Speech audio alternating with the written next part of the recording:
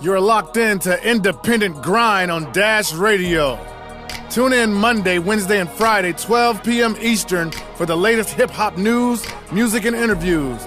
Independent Grind only on Dash Radio, baby. Tech 9! Independent Grind, powered by Tech 9! And on the line right now, we have Deezie Brown. He's one of my favorite music discoveries of this year. His album Judith dropped, and it blew me away, so I'm very excited to talk to him. How are you today, man?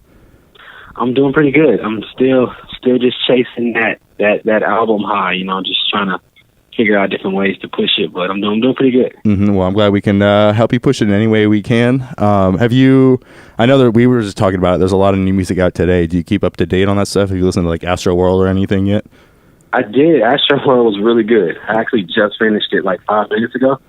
And then it was nice. Now I enjoyed the elements of the album, you know, and the different transitions. For me, like as a listener, when you know I can be taken places like not even knowing, is super dope to me. So yeah, I really enjoyed that album. But yeah, I definitely jammed that. I jammed the Kanye albums and everything like that. So I've definitely been staying ahead with some albums. Nice. So yeah, let's just get right into it, I guess. I want to get back to like your very beginnings and sort of how you got into music. Can you sort of talk about getting started? Yeah, for sure. Well, starting off, my mom bought me this boombox, and the first tape was Bone Thugs and Harmony. And since then, man, I've just really been into the sound, you know, into the culture of it.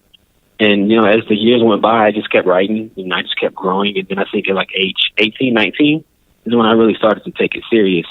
I've actually been writing, as far as Judith goes, for like the last 3 years. So it's definitely been a process, but I definitely will take it back to that stage, you know, in 95 when Mom's got me that cassette player. You know, that's when I knew that this was something I wanted to pursue. Mm-hmm. How did you, so like you were what, like around like 10 or something then? How did you, once you knew you wanted to pursue it, how did you know, I guess that like, how did you even start to begin it? Were you just like writing songs? How'd you really just kick it off? Well, then that was when the whole instrumental stage was in. So like you could find instrumentals anywhere.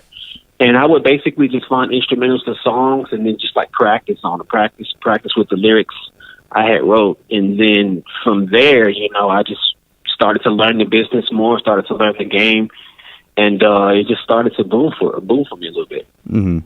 What about, how'd you get into like then actually like taking the step to record music? Oh, okay. See, well, that started in high school. I had a friend of mine named Richie, and he had like a little home studio at his house or whatever. And he's like, hey, you know, do you want to come over and record? And, you know, I had never recorded before. And from there, I just started recording out in the home studio and then like passing CDs out at school. So a combination of those two things, kind of like spreading my name around and then having a source to record at the same time was, really how I got started back in high school, like 9th or 10th grade, actually. Nice. So then I guess what was it like, I guess even what did like 11-year-old you writing or like rapping sound like? It was tough because then, you know, I was going off basically what I grew up on and heard, which was Jay-Z, and like the whole DJ Screw era, in that Texas world. So then I was kind of just writing on what I learned from them. Actually, it wasn't really my story yet. It was really just like, oh, these guys are talking about this, so I'm sure it's cool type thing. And then once, you know, just went by, I started to like craft my own story out and, you know, write about myself and the things I was going through. But yeah, 11-year-old Deezie just really was, you know, a 30-year-old Jay-Z at the time. Like that. Yeah, I was hoping you weren't an 11-year-old and living like DJ Screw. That probably wouldn't. For real, right? Yeah, exactly. So obviously, Judith's the sort of, I guess, is that your first project you've put out? Yes, very first album. Yes. What's that like to sort of, I guess, build for all those years and then just now, like, finally start, you know, putting things out for people to hear? I definitely, it's one of those things where I wish I would have known a lot more when I was younger, but at the same time, you know, all of these experiences and everything that I've went through wouldn't have happened in that short period of time. And so, man, just like this being my first album, it's cool. I mean, you know, a lot of people wait until they're signed with labels to even drop albums, man. But this for me, man, it was something on my heart. It was something I knew that I wanted to put out, and you know, I just went with my gut feeling, and it's been huge. It's been huge. I'm hoping it grows itself as well, though. Yeah, it's pretty crazy that it was like your first album. I mean, hear how well produced it is, how confident and clear you are, and then it's like to be like, this is his first album, is like pretty blown away by it. In terms of production, like I'm a production fiend, so like it was crazy to me. I'm curious with it like changing so much. You have so many changes, so many like transitions and stuff. What's your process for recording? Like, how do you? Because it's not just like you're buying like a SoundCloud beat and then rapping over it. Like you're clearly working with the production. So how did you build this album? That's definitely a good question. I kind of started off with the more rap trap stuff. So that's how I started the record, because I knew that that's something that people wanted to hear, you know, by default. I mean, just looking from outside in, people want to hear that trap rap type thing. So I started there as far as like the writing process went. And then once I found that, I went and recorded, right? Afterwards, I would go and send it to the next producer that I knew could add some guitars and strings and pianos, and I would send it to him, and then he would send it back, and then I would write to the whole track again, you know. Wow. So I did every single track like that, you know. So then after those two producers were done, then I would send it to another producer, because I knew that his drums, you know, were perfect for the way that I rap. So that was the process that had to happen, because, you know, as a local, you know, we don't have these resources or whatever to just go out and to different studios and travels to different states to get with producers that we want to work with. So I really had to just work off the internet, man. Work through emailing back and forth, you know. And I think probably that's why it took, you know, so long. But hey, I think it worked. Yeah, that's crazy. I'm like tearing my hair out thinking of like waiting for producers to get back to me like that. That's key too. Like that's key, working with people and producers that work on your time, because a lot of people just like, yeah, okay, cool, you know, and they'll do it, then a month will go by, you still won't have anything. So that was key too for me, that I had people that were willing to put the same work in as I was putting in. That definitely helped the project as well. How did you find those producers? Were you just sort of like listening to music and then picking it up, or what was your process? Yeah, well, YouTube is definitely my go-to when I'm just like looking for producers. It's just like the easiest way to find them, because you can basically type in anything you want, you know, and it'll pop up, you know, as that style. Because a lot of producers do use that tight beat or tight style thing, you know, and you know, it we fall into it when we, you know, are just searching for producers and beats. So that's how it started. And I met a guy named SB95. I've been knowing him since 2013. I think I've been getting production from him, and I just built a really good connection with him, you know, and years went on and we just kept working together, and we came to some agreements. You know, since then, we've just been busting it out. Mm-hmm. And I love another producer you have, or I guess maybe like band or producers or instrument, is the Parallel Elephants. Am I saying that right? Yeah. Those are actually label mates as well. Oh yeah, how'd you guys get linked up? I guess was it just through the label, or? Yeah, it was through that, and then it was just through music.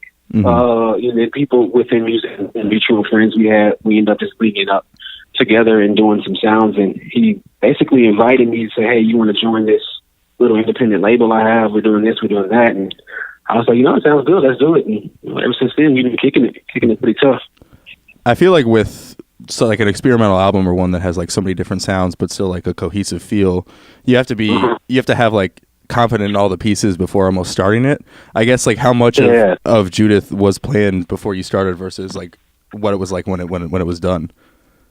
Yeah, I definitely listened to a lot of different music, as far as just like studying the sounds and the transitions, especially if you listen to like My Beautiful Dark Twisted Fantasy. Like that album, you know, it transitions so well and it has so many different elements and it catches you off guard. So I think what I did do was I basically just spent time studying music, studying how you transition, studying how you go from this drum pad to these strings to these pianos to these guitars.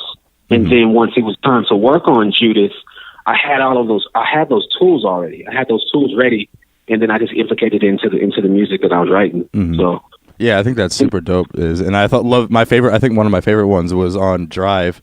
On that like extended version, you have the car door that almost like leads, like it's like the car door opening and that beeping that leads into like the other sort of like the next part of the song. I'm curious. That was like one of my favorite parts. Like how did how'd you get the idea to do that?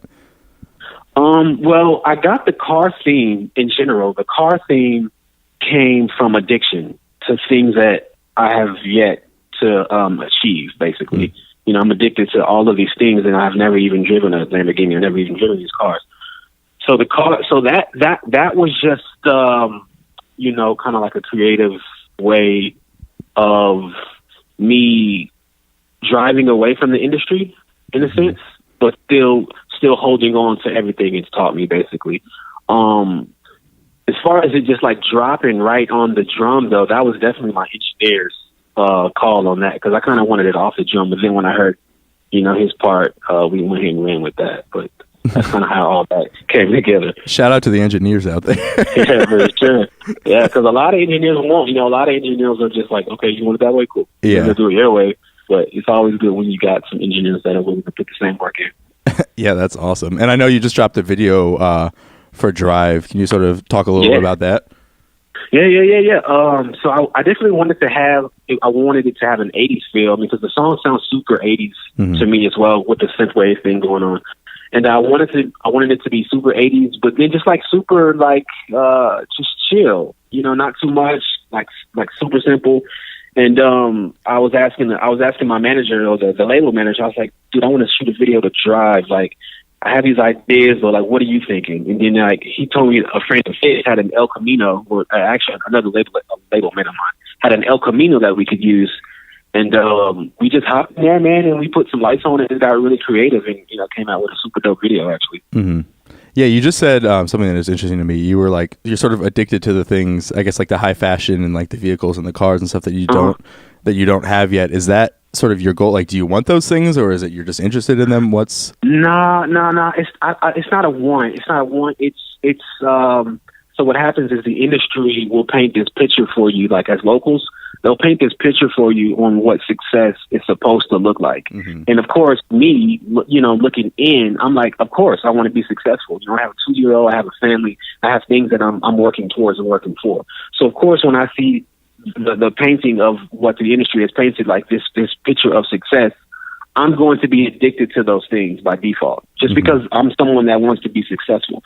But what they don't tell you is all the other stuff that's on the other side of that wall. You know, there's so much that goes into being successful that it's not the cars, it's not the jewelry, it's not, you know, the clothes. And that's what Judith was basically about. It was basically about me kind of selling out for what I thought I wanted. But when I kind of seen it up close, I can now take a step back and really find my way and find my path to be successful without those things.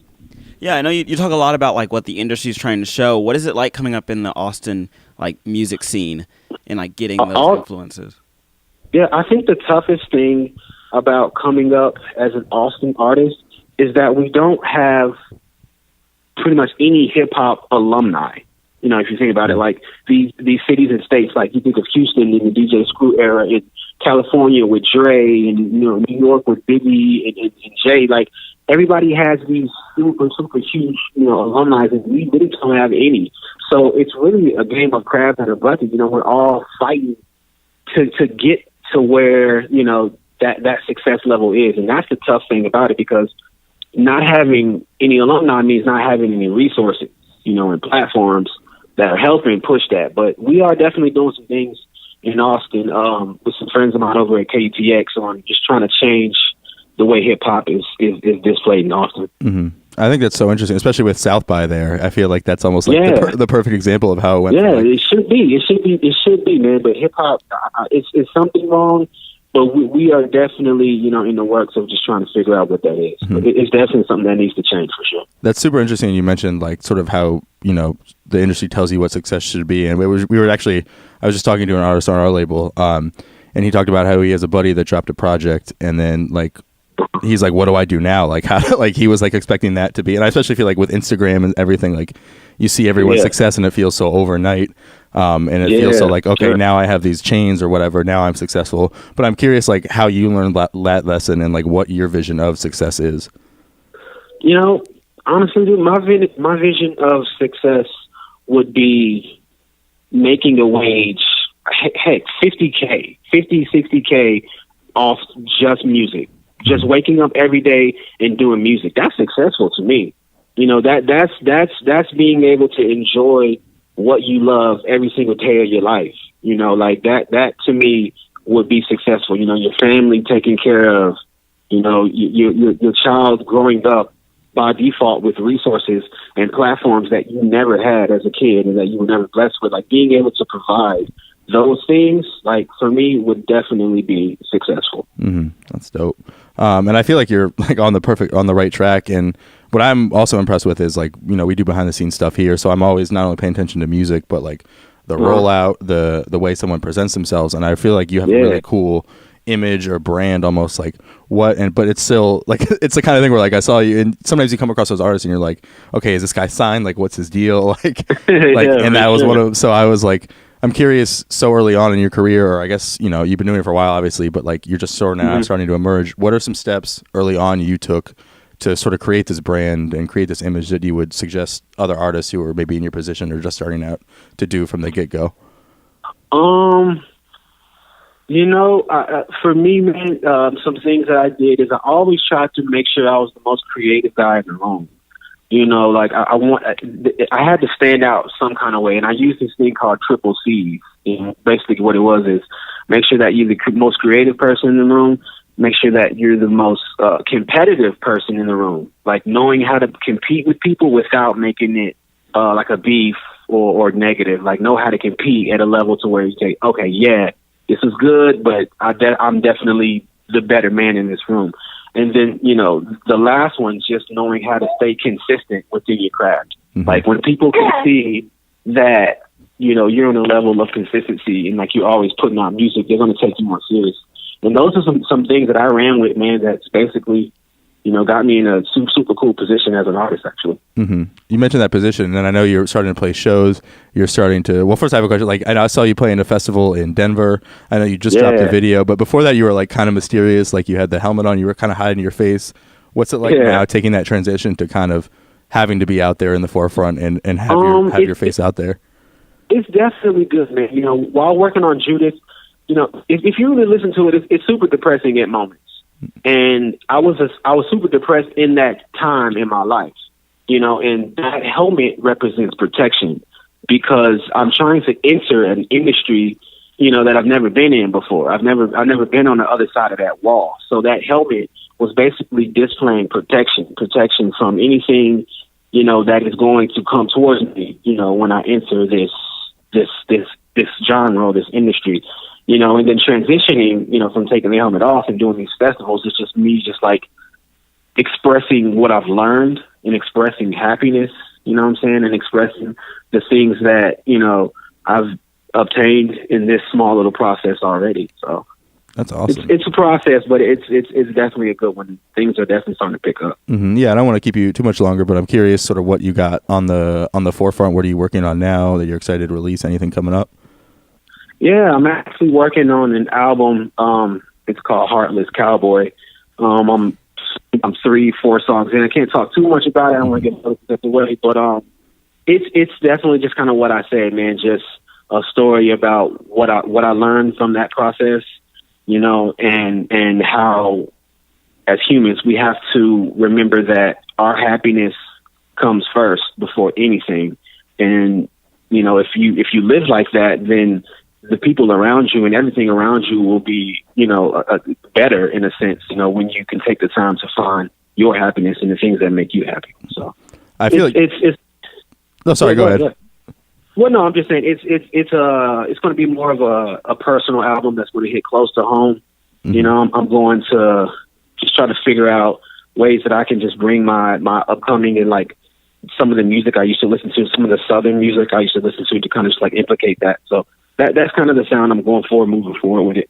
That's dope. I was going to ask you about that, sort of like what it sounds like, because I feel like Judith was so crazy, and like you probably learned a lot during that experience. Judith, are you taking Judith was everywhere? Are you taking elements of Judith and bringing it to the new one, or are you trying almost like a new process? I didn't want to do that. The only thing that would push me to do that is just the feedback that I've gotten from Judith. Like so many different people jump in my DMs and just tell me like this album is a classic or this album is beautiful. And as a local, you're not used to hearing words like that. Mm-hmm. So of course, you want to just like try to translate some of that music to your next album. So I'm going to try the best I can to do that, man. But honestly, I'm just really just trying to figure out ways to create my own sound, and so that people can hear something and say, oh, that sounds like Deezie, instead of saying, oh, that kind of reminds me of Kanye. I want things to be reminded as myself, and I'm just trying to grow as an artist at this point. Mm-hmm. So, yeah, I mean, I wanted to, but we'll see.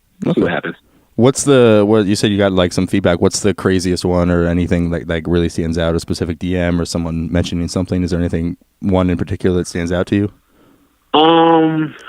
Man, it's been so many. I couldn't tell you, but I think the one that stuck to me the most was someone said, "Yo, man, if I ever come across Kanye or ever come across, Jay, your album would definitely be the first person first one I'd give it to." Mm-hmm. So for me, like out of all the artists that they listen to, out of all the rappers in the world, like them choosing me to, to do that or to be the album was crazy to me to hear. I had never heard nothing like that. Mm-hmm. Yeah, I'm a huge Kanye fan, and so I heard that immediately. Like I was like, oh, like I get the answer. I know this guy's a Kanye. Like I heard that right away, and that's and then people are just like tagging me in like their top 5 artists of all time, and like I'm in the same category as like Kanye. It's like Kanye, Kendrick with my name at 3. I'm like, whoa, like that's crazy. That's crazy. But I'll take it. I will take it 100%. And definitely. I want to let you get out of here quick, but before we do, I got 3 random questions for you. Yeah. First, sure. I know you're from the South, so I got to ask who your favorite Southern MC is. Ooh, Southern MC is definitely the late, great Pimp C from the Underground Kings, for sure. Yes, that's a classic. I feel like he's... I always want to say, like, I don't know, there's so many Southern MCs, but it's always, like, comes back to Pimp C. He was just so cool. Yeah. For sure. And then second, you're going to the gas station and you can pick up, what are you picking up, I guess? Gas station, if I could pick up anything from the gas station, man, it'd probably be some cookies and cream ice cream because that's what my daughter loves, man. we just grew up on that together, and it's something that we can kind of enjoy as a team. So I think that's going to be my go-to. Fair. And then last but not least, the movie you can watch on repeat without ever getting sick of. Ooh, movie I can watch on repeat without ever getting sick of is Idlewild by Outkast. That is like the greatest movie for me. The way it was written, the music in the movie, like everything about it to me just like was crazy. So it'd definitely be Idlewild. 2 other legit. She's my daughter in the background. She's hopping on the interview. She likes Idlewild as well. 2 other pretty prominent Southern MCs there on that one. Yeah, for sure. Definitely Outkast is one of the top duos of all time. Absolutely. All right, man. Well, thanks so much for joining us. Congrats on the album. You have big fans over here. I'm a huge fan of it. I'm looking forward to what you got coming next. And so keep it locked. Oh, I guess last, where can fans find you on socials? Oh, sorry about that. Yeah, everything is at Deezie Brown, or at Deezie Brown. That's DeeZie Brown. That's Twitter, Instagram, and everything like that. So you can just find me with the same tab as well. YouTube as well. Everything's the same. Awesome, man. At Deezie Brown. Well, thanks so much. And looking forward to what you got coming up. And have a good weekend. And tell your daughter we said hi. I will do. Hey, I appreciate you guys for reaching out to me as well. Yeah, absolutely, man. See you. All right. You're locked in to Independent Grind on Dash Radio. Tune in Monday, Wednesday, and Friday, 12 p.m. Eastern for the latest hip-hop news, music, and interviews. Independent Grind only on Dash Radio, baby. Tech 9! This is the genius, Chris Calico. Cali, baby. Letting you know you're tuned into Tech Nine's Independent Grind on Dash Radio.